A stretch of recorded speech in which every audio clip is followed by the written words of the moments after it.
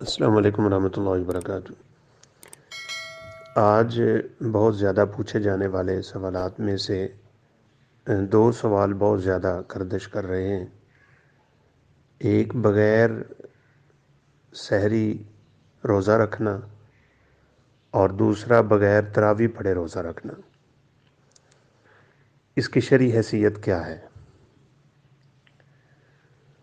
سب سے پہلی بات تو یہ ہے کہ ان دونوں چیزوں کا روزے کے ساتھ ایسا تعلق نہیں ہے کہ ان میں سے کوئی رہ جائے تو روزہ رہ جائے گا۔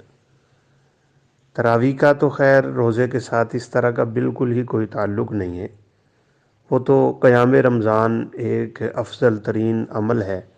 من قام رمضان ایمانا واحتسابا غفر له ما تقدم من ذنبہ، یہ بہت بڑی فضیلت ہے۔ رات کو قیام کرنے والے کے سارے گناہ معاف کر دیے جاتے، اور بھی فضیلتیں احادیث میں وارد ہیں۔ چونکہ رمضان ماہ قرآن ہے، اس لیے رات کو قرآن سنایا جاتا ہے اور صبح روزہ رکھا جاتا ہے، اور یہ دونوں ہی قیامت کے دن سفارش بھی کریں گے۔ القرآن والصیام یشفعان للعبد یوم القیامہ۔ باقی رہی بات سحری کی، تو رسول اللہ صلی اللہ علیہ وسلم نے فرمایا تسحروا فإن فی السحور برکہ، سحری کرو، اس میں بڑی برکت ہوتی ہے۔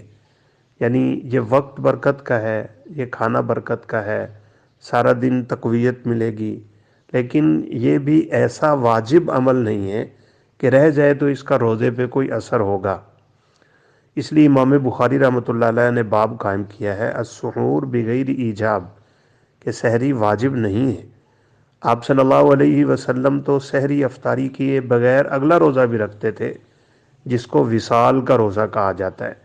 پہلے صحابہ بھی رکھتے تھے، پھر آپ نے صحابہ اکرام کو منع کر دیا، خود رکھتے رہے ہیں۔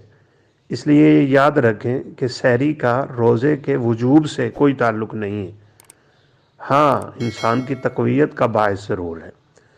اسی ضمن میں ایک بڑی اہم بات ہے کہ جس شخص کو سحری سے پہلے روزے کا علم ہوا اور اس نے نیت نہیں کی، اس کا روزہ نہیں ہوگا۔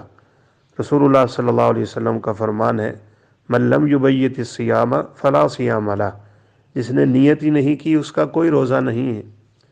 اس لیے نیت ضروری ہوتی ہے، سحری رہ بھی جائے، تراویح رہ بھی جائے تو روزہ ہو جاتا ہے۔ ہاں اب ایک مسئلہ ضرور اشکال کا باعث بنے گا کہ وہ افراد جو سوئے ہوئے تھے اور انہیں علم ہی نہیں ہوا بالکل، اور وہ اٹھے تو فجر اذان ہو چکی تھی، ان کے روزے کا کیا حکم ہے؟ اگر وہ روزہ رکھتے ہیں تو ظاہراً یہ ہے کہ لا یکلف اللہ نفسا الا وسعها، اللہ رب العزت انسان کو اس کی طاقت سے زیادہ بوجھ میں نہیں ڈالتے، تو چونکہ انہیں علم نہیں تھا وہ روزہ رکھیں گے تو انشاءاللہ اللہ رب العزت ان کا روزہ قبول فرمائیں گے۔ واللہ تعالی عالم۔ السلام علیکم ورحمۃ اللہ وبرکاتہ۔